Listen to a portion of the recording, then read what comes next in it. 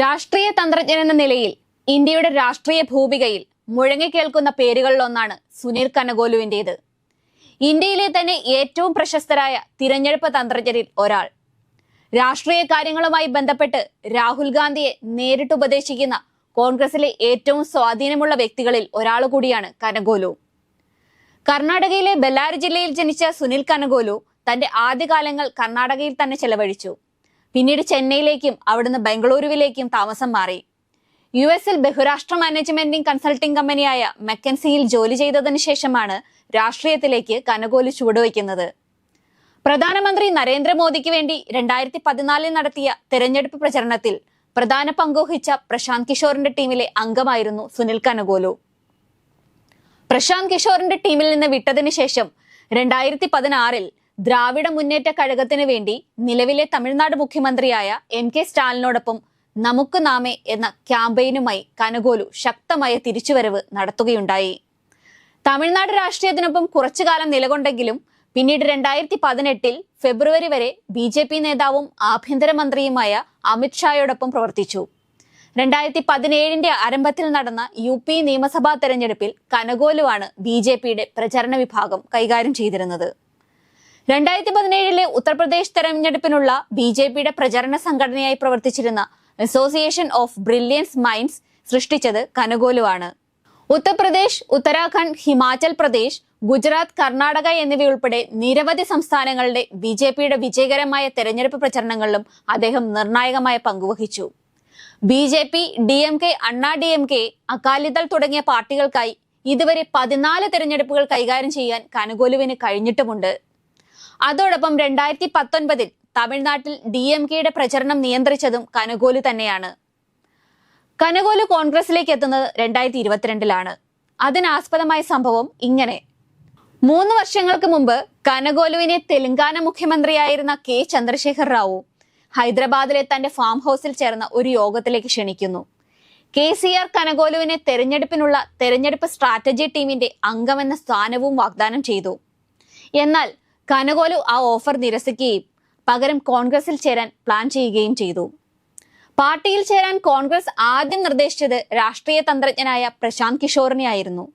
പക്ഷേ പ്രശാന്ത് കിഷോർ ആ ഓഫർ നിരസിക്കുകയും സുനിൽ കനഗോലു സമ്മതമറിയിക്കുകയും ചെയ്തു. ഇന്ത്യയിൽ ഉടനീളമുള്ള കോൺഗ്രസിന്റെ തെരഞ്ഞെടുപ്പുകൾക്കുള്ള പാർട്ടിയുടെ തന്ത്രങ്ങളെ സഹായിക്കാനുള്ള ഉത്തരവാദിത്തം അങ്ങനെ സുനിൽ കനഗോലു ഏറ്റെടുത്തു. ഇക്കാര്യത്തിൽ രാഹുൽ ഗാന്ധിയുടെയും സോണിയാഗാന്ധിയുടെയും പൂർണ്ണമായ പിന്തുണയും കനഗോലുവിനുണ്ടായിരുന്നു. സ്ട്രാറ്റജി ടീമിന്റെ തലവനായി ചുമതലയേറ്റതു മുതൽ സുനിൽ കനഗോലു ലക്ഷ്യമിട്ടത് 2023 കർണാടക നിയമസഭാ തെരഞ്ഞെടുപ്പായിരുന്നു. കോൺഗ്രസിന്റെ അടുക്കും ചിട്ടയും ഇല്ലാതിരുന്ന തെരഞ്ഞെടുപ്പ് പ്രവർത്തനങ്ങൾക്ക് ഒരു അടുക്കും ചിട്ടയും ഉണ്ടാക്കിയത് കനഗോലുവാണ്. ഭാരത് ജോഡോ യാത്ര നടത്തി രാജ്യമൊട്ടുക്കും രാഹുൽ ഗാന്ധി കോളിളക്കം സൃഷ്ടിച്ചപ്പോൾ അതിന് പിന്നണിയിൽ നിന്ന് ചുക്കാൻ പിടിച്ചതും കനഗോലു തന്നെ. രാഹുൽ ഗാന്ധിയുടെ രാഷ്ട്രീയ ജീവിതത്തിലെ ഏറ്റവും പ്രധാനപ്പെട്ടതും ശരിയായതുമായ ചുവടുവെപ്പായിരുന്നു ഭാരത് ജോഡോ യാത്ര. തിരഞ്ഞെടുപ്പ് തന്ത്രജ്ഞൻ എന്ന നിലയിൽ കനഗോലുവിന്റെ അദൃശ്യ സാന്നിധ്യം രാഹുൽ ഗാന്ധിയുടെ ഓരോ ചുവടുവെപ്പിലും വിജയക്കുതിപ്പ് സമ്മാനിക്കുകയും ചെയ്തു. കർണാടക തെരഞ്ഞെടുപ്പിൽ വ്യക്തമായ തെരഞ്ഞെടുപ്പ് തന്ത്രം മെനഞ്ഞുകൊണ്ടായിരുന്നു കനഗോലു മുന്നോട്ടു പോയത്. കർണാടകയിൽ കോൺഗ്രസിനുണ്ടായിരുന്ന ചരിത്ര വിജയത്തിന് പിന്നിൽ പ്രവർത്തിച്ച ബുദ്ധി കേന്ദ്രവും കനഗോലുവിന്റേതാണ്. കഴിഞ്ഞ 8 മാസത്തിനിടയിൽ കനഗോലു നടത്തിയത് 8 സർവേകളാണ്.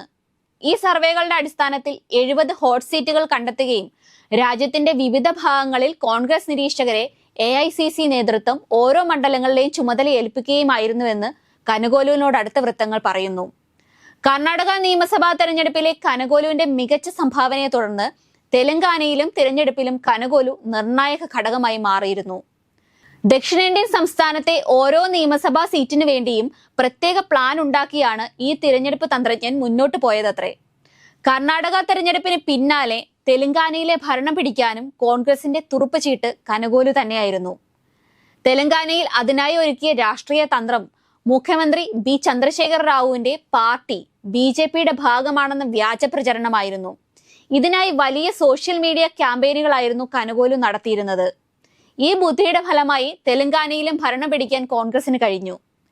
എന്നാൽ കോൺഗ്രസിന്റെ മുതിർന്ന നേതാക്കന്മാരായ അശോക് ഗെഹ്ലോട്ടിനെയും കമൽനാഥിനെയും പോലെയുള്ള രാഷ്ട്രീയ പ്രവർത്തകർ അദ്ദേഹത്തിന്റെ രീതികൾക്ക് എതിരാണെന്ന ആരോപണവും പരസ്യമായ രഹസ്യമാണ്. രാജസ്ഥാനിലെയും മധ്യപ്രദേശിലെയും തെരഞ്ഞെടുപ്പ് രൂപീകരണത്തിൽ കനഗോലുവിനെ അവർ അടുപ്പിച്ചിരുന്നില്ല എന്നതും അതുകൊണ്ട് തന്നെ അവർക്ക് പരാജയം ഏറ്റുവാങ്ങേണ്ടി വന്നതു എന്നതും ശ്രദ്ധേയമാണ്. കേരളത്തിൽ അടുത്ത ലോക്സഭാ തെരഞ്ഞെടുപ്പിലും നിയമസഭാ തെരഞ്ഞെടുപ്പിലും CPM-ന്റെ കേഡർ സംഘടനാ പ്രവർത്തനങ്ങളെ മറികടക്കാനുള്ള കോൺഗ്രസിന്റെ തുറുപ്പുചീട്ടായി കനഗോലുവിനെ ഇറക്കാനാണ് നേതൃത്വത്തിന്റെ ഉദ്ദേശം. എന്നും പിന്നിൽ നിന്ന് പ്രവർത്തിക്കാൻ ഇഷ്ടപ്പെടുന്ന കനഗോലുവിനെ മാധ്യമ ശ്രദ്ധകളോ ബഹുമതികളോ ആകർഷിച്ചിട്ടില്ല എന്നത് അതിശയകരമാണ്. തന്നിൽ ഏൽപ്പിക്കപ്പെട്ടിരിക്കുന്ന ജോലികൾ ഭംഗിയായി ചെയ്തു തീർക്കുന്നതിനപ്പുറം മറ്റൊന്നും തന്നെ ആകർഷിച്ചിട്ടില്ലെന്ന് കനഗോലു പറയുന്നു. ശാന്ത സ്വഭാവക്കാരനെന്നറിയപ്പെടുന്ന ഇദ്ദേഹം ഉറച്ച വ്യക്തിത്വത്തിന്റെ ഉടമ കൂടിയാണ്. പാർട്ടിയുടെയും മറ്റു പ്രധാന നേതാക്കളുമായി അടുത്ത ബന്ധം വളർത്തിയെടുക്കാനുള്ള കനഗോലുവിന്റെ കഴിവാണ് ഏറ്റവും വലിയ ഗുണമായി കണക്കാക്കേണ്ടതും.